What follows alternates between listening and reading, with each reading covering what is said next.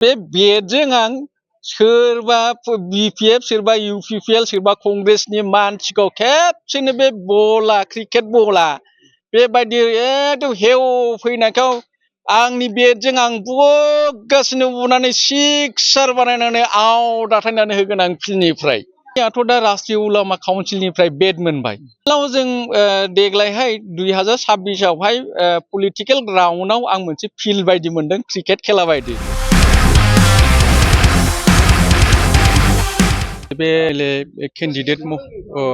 MLA candidate हिसाबै आं राष्ट्रीय उलामा काउन्सिलनिफ्राय बिजाथि जानानै केन्डिडेट जानानै आं नैबे पर्बतझरा गामिनि मालुकसुजरा गामियाव दिनै रायजो राजाजों मोजाङै मोजां आंनि बिबुंथिफोरखौ आं फोरमायनो मोनदों। आरो लोगोसे आं नुनो मोनदों जे नैबे 5 नं बिधान सभा समस्तियाव जेनाखि केन्डिडेटफ्रा बेहाय टटेलि 8 जन दं। 8 जनाव आं नुनो मोनदों बेहाय सिंगेल पार्सन हिसाबै बर'आ एसटि केन्डिडेटआ आंखौल' नुनो मोनदों आरोखि।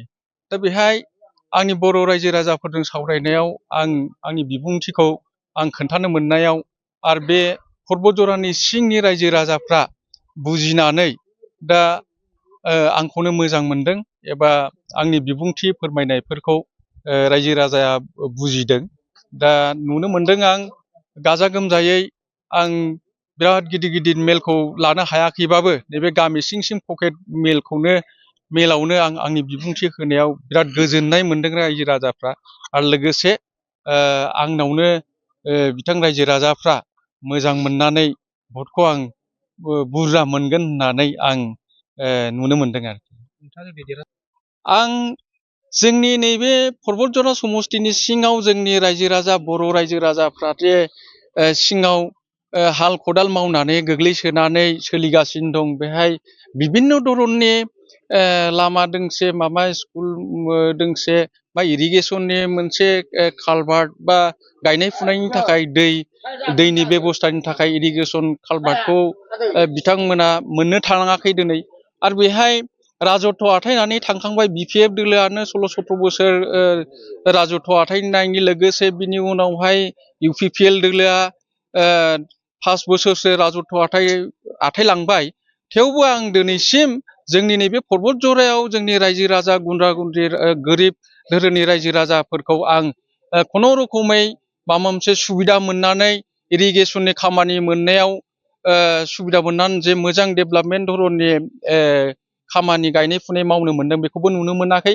दिनै रायजो राजाफ्रा पर्बतझरानि रायजो राजाफ्रा सिङाव हाग्रा सिङाव थानानै मा मावनानै जादों सोरबा इउपिपिएलनि सोरबा बिपिएफनि लिडारफ्राबो सोरबा इएमफ्राबो फैनानै नायस'वाखै।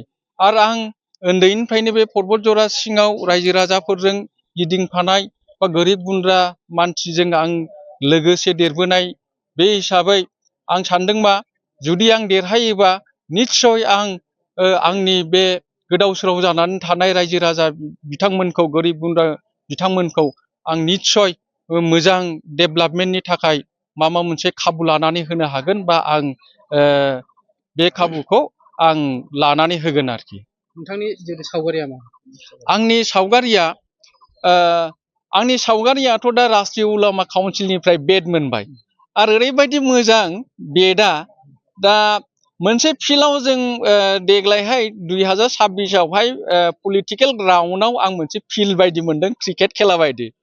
बिथांमोनखौ आं एबा नैबे क्रिकेट खेलायाव बेट मोननानै ओरैबायदि मोजां मोनदों।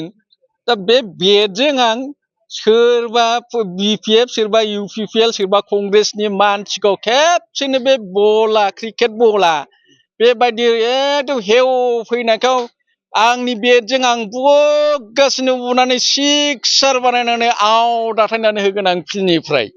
बेखौ आं नुदों आरोखि।